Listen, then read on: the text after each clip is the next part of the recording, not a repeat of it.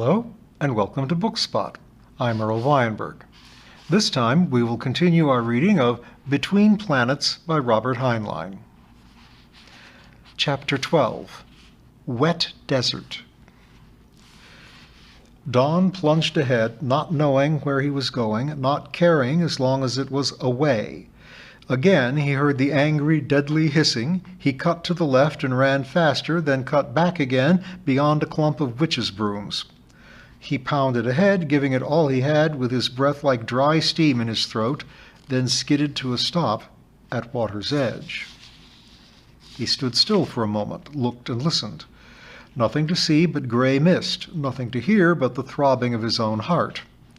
No, not quite nothing. Someone shouted in the distance, and he heard the sounds of booted feet crashing through the brush. It seemed to come from the right. He turned left and trotted along the waterfront, his eyes open for a gondola, a skiff, anything that would float.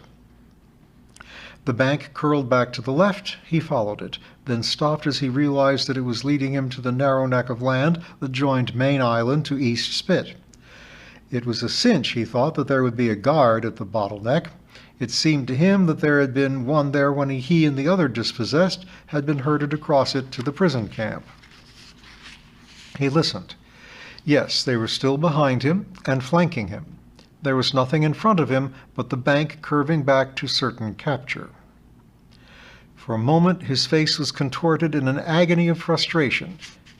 Then his features suddenly relaxed to serenity, and he stepped firmly into the water and walked away from the land. Don could swim, in which respect he differed from most Venus colonials. On Venus no one ever swims. There is no water fit to swim in. Venus has no moon to pile up tides. The solar tide disturbs her waters but little. The waters never freeze, never approach the critical 4 degrees centigrade, which causes terrestrial lakes and streams and ponds to turn over and ventilate. The planet is almost free of weather in the boisterous sense. Her waters lie placid on their surface and accumulate vileness underneath, by the year, by the generation, by the eon. Don walked straight out, trying not to think of the black and sulphurous muck he was treading in. The water was shallow. 50 yards out, with the shoreline dim behind him, he was still only up to his knees. He glanced back and decided to go out farther. If he could not see the shore, then they could not see him. He reminded himself that he would have to keep his wits about him and not get turned around. Presently the bottom suddenly dropped away a foot or more. He stepped off the edge, lost his balance, and thrashed around, recovered himself, and scrambled back up on the ledge, congratulating himself that he had not gotten his face and hands into the stuff. He heard a shout, and almost at once the sound of water striking a hot stove, enormously amplified. 10 feet away from him, a cloud of steam lifted from the water's surface, climbed lazily into the mist. He cringed and wanted to dodge, but there was no way to dodge. The shouting resumed, and the sounds carried clearly over the water, muffled by the fog, but still plain. Over here, he's taken to the water." More distantly he heard the answer, "Coming!" More cautiously Don moved forward, felt the edge of the drop-off, tried it, and found that he could still stand beyond it, almost up to his armpits, but still wading. He was moving slowly forward, trying to avoid noise and minding his precarious half-floating balance, when he heard the sibilant sound of the beam. The soldier back on the bank had imagination. Instead of firing again at random into the drifting mist, he was fanning the flat surface of the water, doing his best to keep his beam horizontal and playing it like a hose. Don squatted down until his face alone was out of the water. The beam passed only inches over his head. He could hear it pass, smell the ozone. The hissing stopped abruptly, to be followed by the age-old, monotonous cursing of the barracks room. "But, Sergeant," someone protested. "I'll sergeant you. Alive, do you hear? You heard the order. If you've killed him, I'll take you apart with a rusty knife. No, I won't. I'll turn you over to Mr. Banksfield. You hopeless fool." "But, Sergeant, he was escaping by water. I had to stop him." But, Sergeant, is that all you can say? Get a boat, get a snooper, get a 2-station portable bounce rig. Call base and find out if they've got a copter down." "Where would I find a boat?" "Get one. He can't get away. Will you find him or his body? If it's his body, you better cut your throat." Don listened, then moved silently forward, or away from the direction the voices seemed to come from. He could no longer tell true direction. There was nothing but the black surface of water and a horizon of mist. For some distance the bottom continued fairly level. Then he realized that it was again dropping away. He was forced to stop, able to wade no further. He thought it over, trying to avoid panic. He was still close to Main Island, with nothing but mist between himself and the shore. It was a certainty that with proper search gear, infrared or any of the appropriate offspring of radar, they could pin him like a beetle to cork. It was merely a matter of waiting for the gear to be brought up. Should he surrender now and get out of this poisonous swill? Surrender and go back and tell Bankfield to find Isabel Costello if he wanted that ring? He let himself sink forward and struck out strongly, swimming breaststroke to try and keep his face out of the water. Breaststroke was far from being his strongest stroke, and it was made worse by trying so hard to keep his face dry. His neck began to ache. Presently the ache spread through his shoulder muscles and into his back. Indefinite time and endless gallons later he ached everywhere, even to his eyeballs. Yet for all he could tell about it, he might have been swimming in a bathtub, one whose walls were gray mist. It did not seem possible that in the archipelago which made up Buchanan Province one could swim so far without running into something, a sandspit, a mud bar. He stopped to tread water, barely moving his tired legs and fluttering his palms. He thought he heard the rushing sound of a powered boat, but he could not be sure. At that moment he would not have cared. Capture would have been relief. But the sound, or ghost of a sound, died away, and he was again in gray and featureless wilderness. He arched his back to shift again to swimming, and his toes struck bottom. Gingerly he felt for it. Yes, bottom, with his chin out of water. He stood for a moment or two and rested, then felt around. Bottom dropped away on the one side, seemed level or even to rise a little on the other direction. Shortly his shoulders were out, with his feet still in the muck. Feeling his way like a blind man, his eyes useless save for balancing, he groped out of the contour, finding bits that rose, then forced to retreat as the vein played out. He was out of the water to his waist when his eyes spotted a darker streak through the fog. He went toward it, was again up to his neck. Then the bottom rose rapidly. A few moments later he scrambled up on dry land. He did not have the courage yet to do anything more than move inland a few feet and place himself between the water and a clump of chica trees. Screened thus from search operations conducted from boats, he looked himself over. Clinging to his legs were a dozen or more mudlice, each as large as a child's hand. With repugnance he brushed them off, then removed his shorts and shirt, found several more, and disposed of them. He told himself that he was lucky not to have encountered anything worse.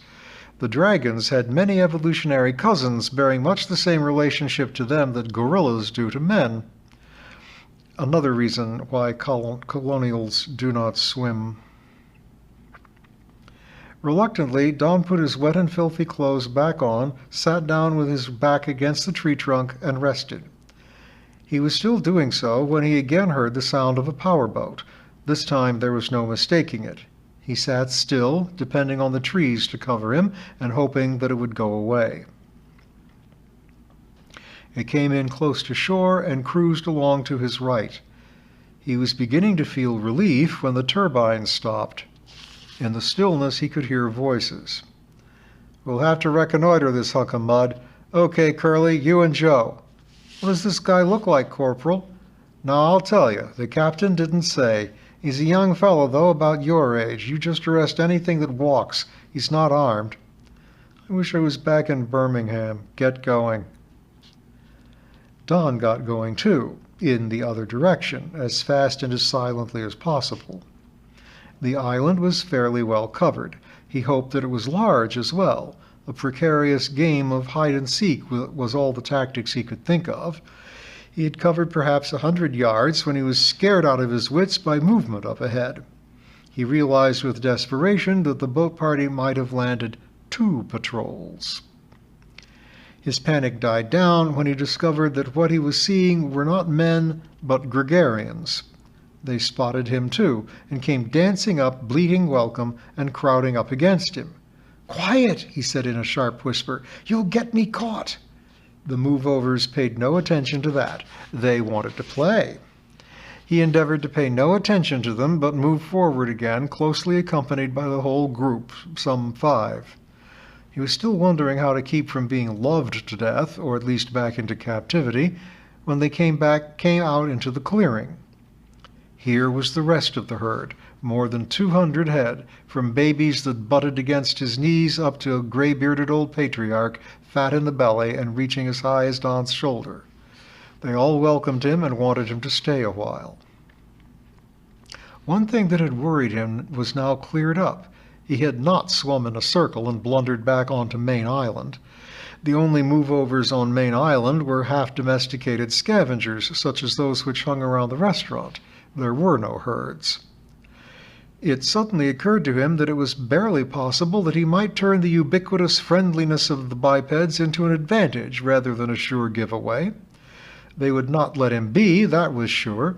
If he left the herd, some of them were certain to trail along, bleating and snorting and making themselves and him conspicuous. On the other hand, he moved straight out into the clearing, pushing his friends aside as he went. He shoved himself right into the center of the herd and sat down on the ground. 3 of the babies promptly climbed into his lap. He let them stay. Adults and half-grown bucks crowded around, bleating and snuffling and trying to nuzzle the top of his head. He let them. He was now surrounded by a wall of flesh. From time to time, one of the inner circle would be shouldered out of the way and would go back to grazing, but there were always enough around him to block out his view of the surroundings. He waited. After a considerable time, he heard more excited bleating from the fringe of the herd. For a moment, he thought his personal guard would be seduced away by this new excitement, but the inner circle preferred to keep their privileged positions. The wall held. Again he heard voices. "For Pete's sake, it's a whole flock of the silly billies." Then, "Hey, get down! Quit licking my face!" Curly's voice replied, "I think he's fallen in love with you, Joe. Say, Soapy said to arrest anything that walks. Shall we take this one back to him? Stow it." There were sounds of scuffling, then the high bleating of a move-over, both surprised and hurt. "Maybe we ought to burn one and take it back anyway," Curly went on. "I hear they're mighty tasty eating. You turn this into a hunting party and Soapy will haul you up before the old man. Come on, we got work to do." Don could follow their progress around the edge of the herd. He could even tell by the sounds when the 2 soldiers managed to cuff and kick the most persistent of the creatures off their trail.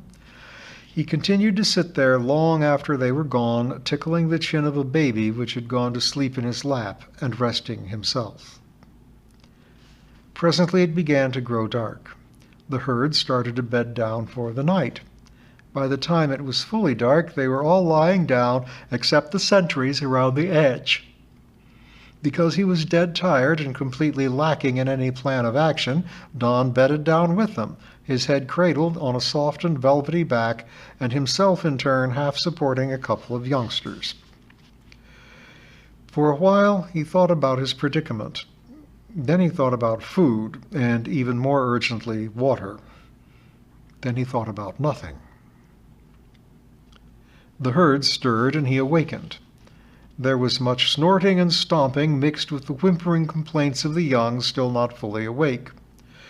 Don got his bearings and got on his own feet. He knew vaguely what to expect. The herd was about to migrate. Gregarians rarely grazed the same island 2 days in a row. They slept the first part of the night, then moved out before dawn when their natural enemies were least active. They forded from one island to another, using paths through the water known, possibly by instinct, to the herd leaders. For that matter, gregarians could swim, but they rarely did so. Don thought, well, I'll soon be rid of them. Nice people, but too much is too much. Then he thought better of it. If the move-overs were moving on to another island, it was sure that it would not be Main Island, and it would certainly have to be farther away from Main Island than was this one. What could he lose? He felt a bit lightheaded, but the logic seemed right. When the herd moved out, he worked his way up near the van. The leader took them down the island about a quarter of a mile, then stepped off into the water. It was still so nearly pitch dark that Don was not aware of it until he too stepped into it. It was only up to his ankles and did not get much deeper. Don splashed along almost at a dog trot, trying to stay inside the body of the herd so that he would run no chances of blundering into deeper water in the darkness. He hoped that this was not one of the migrations that involved swimming. It began to grow truly light, and the pace quickened. Don was hard put to keep up. At one point, the old buck in the lead stopped, snorted, and made a sharp turn. Don could not guess why he had turned, for the morning mist was very thick, and one piece of water looked exactly like another. Yet the way chosen turned out to be shallow. They followed it for another kilometer or more, twisting and turning at times. Then at last the leader clambered up a bank with Don on his heels. Don threw himself down, exhausted. The old buck stopped, plainly puzzled, while the herd gained the land and crowded around them. The leader snorted and looked disgusted, then turned away and continued his duty of leading his people to good pasture. Don pulled himself together and followed them. They were just coming out of the trees that hedged the shore when Don saw a fence off to the right. He felt like singing. "So long, folks," he called out. "Here's where I get off." He headed for the fence while the main herd moved on. When he reached the fence, he reluctantly slapped and swatted his attendants until he managed to shoo them off, then headed along the wire. Eventually, he told himself, I will find a gate, and that will lead me to people. It did not much matter who the people were. They would feed him and let him rest, and help him to hide from the invaders. The fog was very thick. It was good to have the fence to guide him. He stumbled along by it, feeling feverish and somewhat confused, but cheerful. "Halt!" Don froze automatically, shook his head, and tried to remember where he was. "I've got you spotted," the voice went on. "Move forward slowly with your hands up." Don strained his eyes to see through the fog, wondered if he dared to run for it. But with the feeling of utter and final defeat, he realized that he had run as far as he could. Chapter 13. Fog Eaters. "Snap out of it," the voice said, "or I shoot." "Okay," he answered dully, and moved forward with his hands over his head. A few paces advance let him see a man's shape. A few more, and he made out a soldier with a handgun trained on him. His eyes were covered by snooper goggles, making him look like some bug-eyed improbability from another planet. The soldier halted Don again a few steps from him, made him turn around slowly.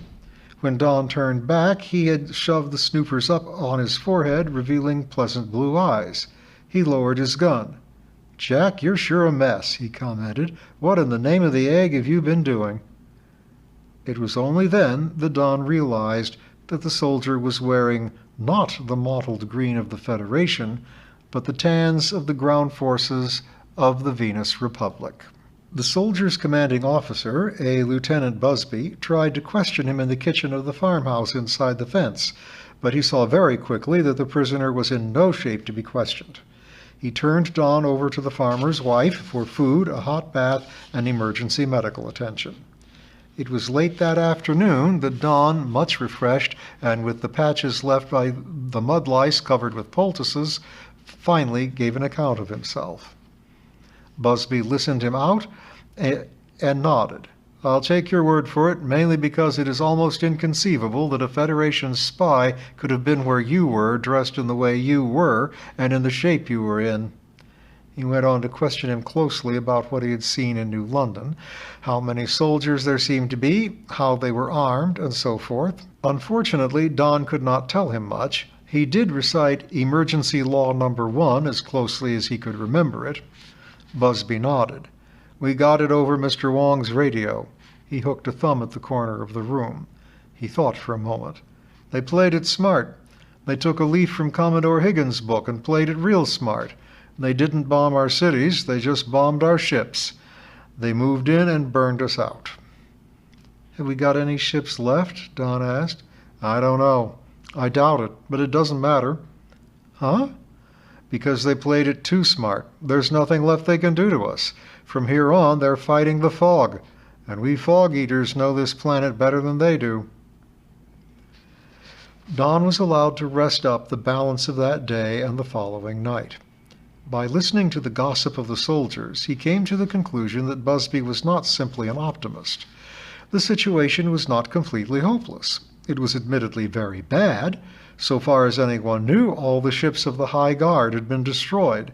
The Valkyrie and the Nautilus and the Adonis were reported bombed, and with them Commander Higgins and most of his men. There was no word of the spring tide, which meant nothing. What little information they had was composed of equal parts rumor and Federation official propaganda. The Middle Guard might have saved some of their ships, might have them hidden out in the bush, but the usefulness at this time of superstratospheric shuttles, which required unmovable launching catapults, was conjectural. As for the ground forces, a good half of them had been captured or killed at Buchanan Island Base and the lesser garrisons. While the enlisted survivors were being released, the only officers still free were such as Lieutenant Busby, those who had been on detached duty when the attack came. Busby's unit had been manning a radar station outside New London. He had saved his command by abandoning the now useless station. The civil government of the baby republic was, of course, gone.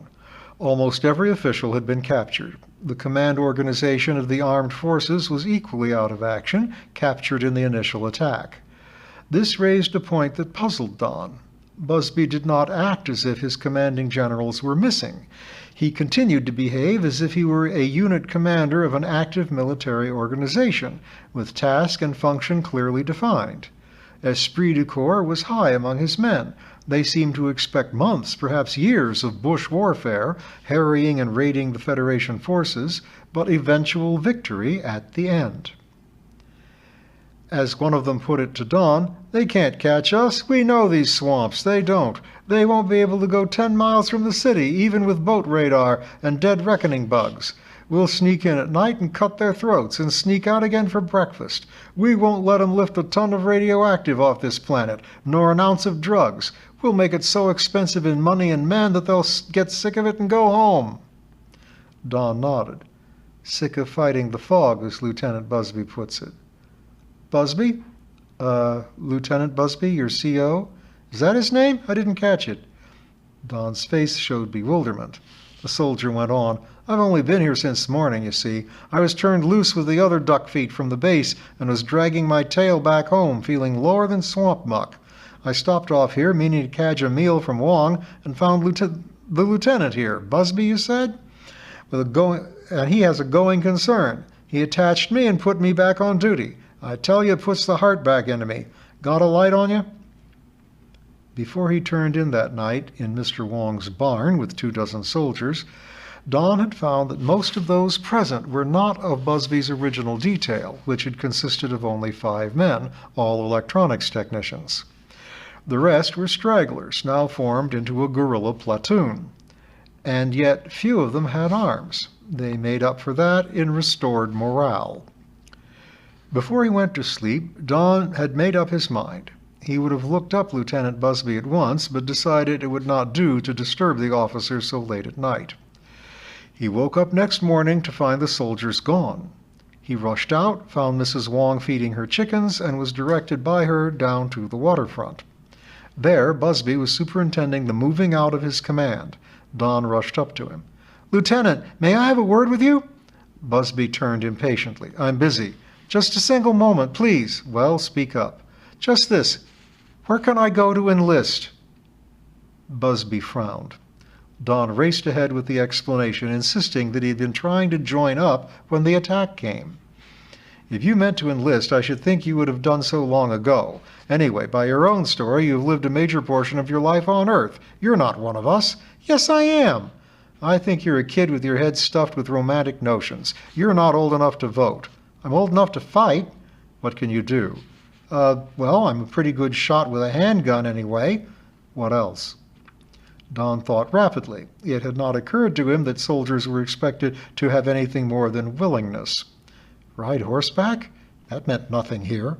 I talk true speech pretty well." "That's useful. We need men who can palaver with the dragons. What else?" Don thought about the fact that he had been able to make his escape through the bush without disaster, but the lieutenant knew that. It simply proved that he was truly a fog-eater in spite of his mixed background.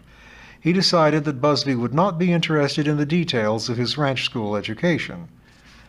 "Well, I can wash dishes."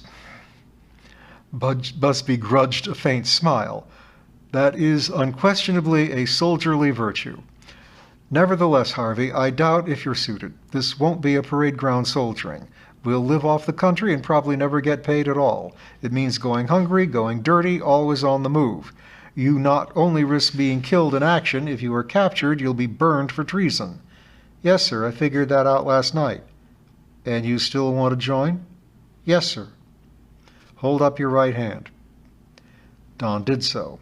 Busby continued, "Do you solemnly swear to uphold and defend the Constitution of the Venus Republic against all enemies, domestic and foreign, and to serve faithfully in the armed forces of the Republic for the duration of this emergency unless sooner discharged by competent authority, and to obey the lawful orders of superior officers placed over you?" Don took a deep breath. "I do." "Very well, soldier. Get in the boat." "Yes, sir." And we'll find out what Don's life as a soldier is like next time.